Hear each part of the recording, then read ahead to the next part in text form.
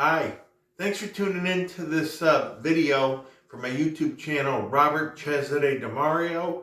And please subscribe if you check out this content, you like it, you get something out of it. And please check out all the other content on my YouTube channel. Like the videos if you enjoy them. You know, I pay attention as to what I get likes for, and I'm very appreciative when I do get likes. So it's kind of like identifying what people who view my channel, what they are interested in. So I'm trying to get a better feel for my audience. So this video is going to be titled The Dissection of Panic Disorder, Panic Attack. And I am doing this as a way to potentially help others who are struggling with panic disorder or panic attacks. I think it's safe to say, just based on, when I've talked to friends and other people, panic attacks are pretty prevalent.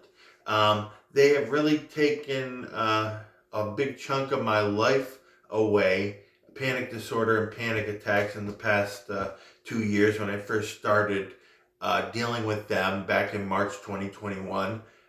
So dissecting it, it's really about finding out what the fears are, or the phobias are. So for me, what has crippled me with panic attack, panic disorder, is the phobia of having a panic attack in public. I've had them in public around people. It's been very embarrassing. It's been very scary. I've felt unstable and chaotic, just because the emotion, the fear that comes on from a panic attack is very inflammatory, where it's just like, the best way to describe it for me in my experience is, it's like I'm gasoline, and then somebody throws a lit match, like out of nowhere, that I'm not expecting, that goes full blown, like my just everything just goes like totally, just this big powerful feeling of out of controlness around people. And it's like, I don't know, like there's fight, flight, or freeze, and I am like a deer in headlights when I experience a panic attack in public, in front of people. I am terrified to say, hey, I'm having a panic attack, because I don't want people to look at me, and I don't want to draw attention to myself and then have people look at me like I'm crazy, or just like, look at me like I'm crazy. So it's like, I'm very, very afraid of people looking at me like I'm crazy. And then just having the emotion just go from like pretty much calm to like world is going to end type of extreme that goes on with me. It's been very traumatic. So, it's that, so with me, through therapy and then journaling, and then just talking to other people, it's led me to understand that I have two primary phobias going on. There's the phobia of having a panic attack in public, and then there's the phobia, which I just recently discovered, of hyperventilating, where like I get too much oxygen, so I start that, and that triggers my fight or flight. So it's just too much. And then I didn't realize, I wasn't aware that I had the phobia of hyperventilating. I thought I had the phobia of not being able to breathe, or suffocating. And it wasn't. I was unaware. I didn't understand what hyperventilating was until I started reading up on it. And then I discovered, wow, this is what the real fear is. So, it's been a struggle for me, because I didn't understand what the real fear. I understood, I had a phobia of having a panic attack in public. I did understand that. The other fear of hyperventilating which is very uncomfortable for me. It feels like it's just too much, and my body's telling me, yo, Robert, you're getting too much oxygen, stop, breathe. And then there's been times when I felt like it's been very traumatic, because I felt like inside, like my body and my mind tell me, stop breathing, please. You need to stop breathing. You're getting too much air, which I need to, I need to adjust that and be like, my body, my mind is telling me I'm getting too much air, so I need to breathe slower. So that's what I'm in the transition of. So it's been a very traumatic phobia for me, because it comes on very quickly, and I don't know when it's going to come on. So there's been like a dread to go out in public, because it's like, oh shit, I don't know when this is going to come out. This is just like I like a sniper is outside waiting for me to pick me off. So it's like, oh shit, I gotta go outside, I gotta go out and then have to deal with the fact that I might get a panic attack in public in front of people, and I gotta deal with the embarrassment of people looking at me while I'm afraid, and then I'm trying to hold myself together. And then now it's like, oh fuck, I don't even know like what type of fear it's like. It came to the point where it was just like, I can't deal with going outside. It's just too much. And now there's a new discovery with me more recently, that I'm highly sensitive. So, for me, with all these discoveries and then dissecting, I'll dissect a panic attack. Like, I have my bachelor's in psychology, and so I understand classical conditioning and operant conditioning from a behavioral perspective. And it's important to know that fear is a very powerful motivator. Fear is a very powerful teacher. So when you're dealing with explosive inflammatory fear, you learn things very solidly. It's pretty much like if you have a stove and you turn it on, it's very hot, you put your hand on the stove and you burn your hand, you're never going to touch that stove again. Fear and pain shape you very much. So I have to really undo the learning that, if I go outside, it's a very simple thing that like I'm looking to undo, and I can. The thing is, with me in the past where I've failed, I've tried to aggressively unlearn this fear. That makes it stronger. Because then you have to deal with the fear coming on very strongly, and then you have to fight through it. And now that's kind of reinforced the fear more. So with me, now for other people too, they can take an anxiety medication that can help them overcome like the fear of panic attack in public. I can't. Being highly sensitive, anxiety medications do not interact well with me. So what I've needed to learn how to do is to confront this fear, and this what I've learned being like, the minute I step outside the door, I'm going to start hyperventilating, I'm going to have a panic attack, and I don't know what's going to happen. So, it's just unpredictable. This is what's going on in my head. Robert, don't fucking go outside that goddamn door. You're going to have a panic attack. You're going to start hyperventilating. And then it's just going to be, you're going to be in misery and suffering. And, you just need to protect yourself from doing it. You stay in the goddamn house and then don't ever leave. So these are the messages that are going on in my head. They're very, very irrational. I can identify. Mindfulness is great. Mindfulness is important to take consideration of, because that helps you to get in tune with like what's going on in your head, what you've like what your brain has trained you. So with me and what I've learned with in therapy and then through college psychology, your brain will do everything in its power to not feel uncomfortable. It doesn't want your brain is going to go into fucking beast mode if you put it in an uncomfortable situation like with a panic attack. It'll do everything in its power to avoid that.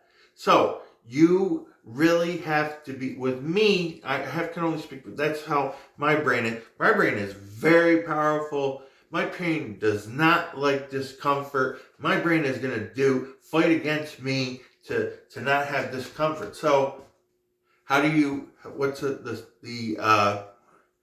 strategy for changing that? You have to respect, for me, before in the past it was like, well, fuck what my brain says. I'm doing this. I'm going to will over my brain. That I can't do that anymore. I got to put the work in to compassionately, gently confront and move and reprogram my brain. I have to be compassionately, gently, simply doing exposure therapy. Got to do it. It's like, for me, I have to, it's like I'm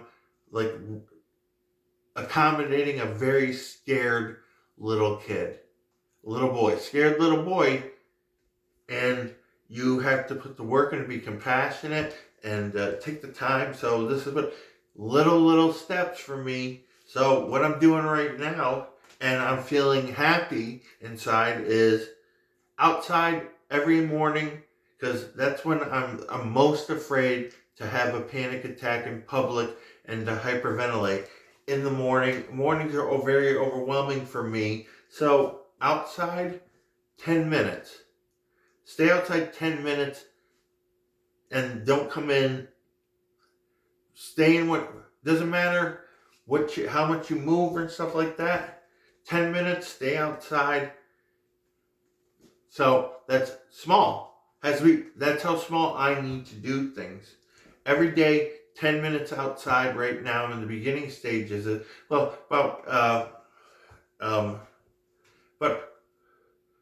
it'll be 2 weeks on Monday. So, 10 minutes in the morning outside. Exposure therapy. Gentle, simple, compassionate. Don't put too much on my plate, because with me and my emotions, I have to respect the way my fear, or when I get panicked, it gets very inflammatory. It can go from 0 to 2,000 very quickly. So 10 minutes, simple. And it's been working. I've been happy. And, I feel comfortable. And I'm looking forward to going out there. So, I need to move much more slowly with this. Because that's the way that I'm able to really overcome these phobias. So I'm dealing with 2 of them. So 10 minutes outside, proving to myself, retraining myself that, Robert, when you go outside, you're not going to start to hyperventilate. You're not going to have a panic attack in public. Right now, what I need to do is I need to stay close to the house. And then the more I desensitize excuse me, look at a drink. Dry mouth, it's horrible.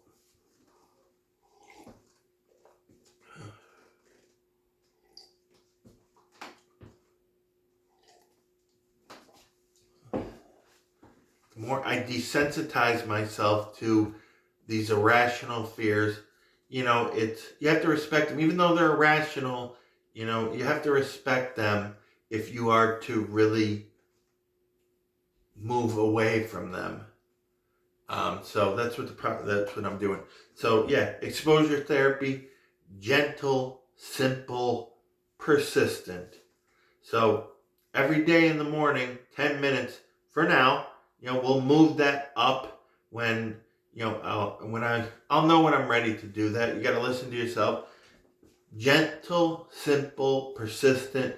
For me, some people, they can take an anxiety medication and they can overcome this much quicker. This is the route that I need to do for myself. I will be having a CBD product called cannabiquin at my disposal. I'm going to try it and see how it works. So that'll be something to consider in the future. But right now, gentle, simple, persistent.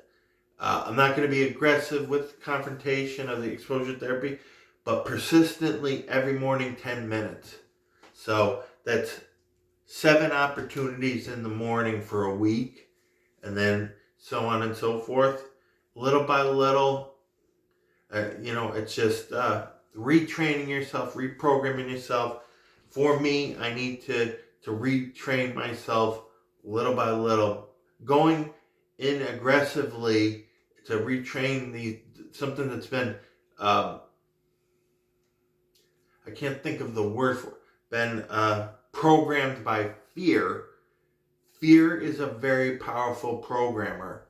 So going in and just like being aggressive to change it, I can't do it. It causes chaos. It causes me to feel unstable.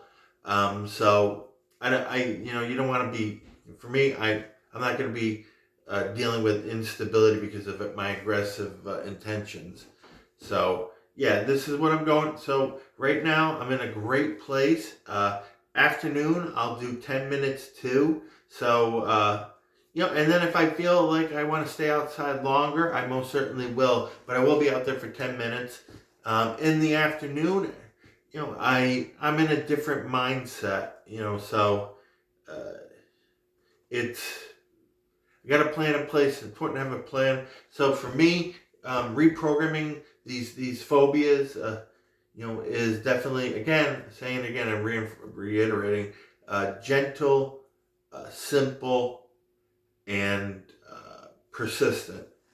Simple's important too. For me, I need things to be simple because when I overcomplicate things, it just makes me more overwhelmed, and then I can't allow myself to get overwhelmed so easily, which I can.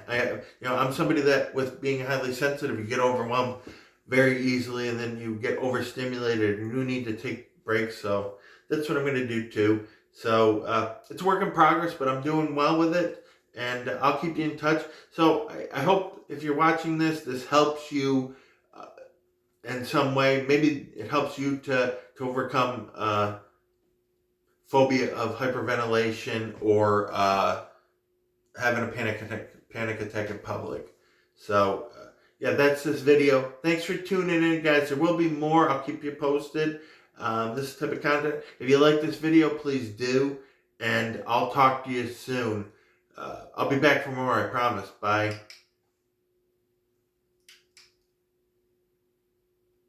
Oh, well, we'll just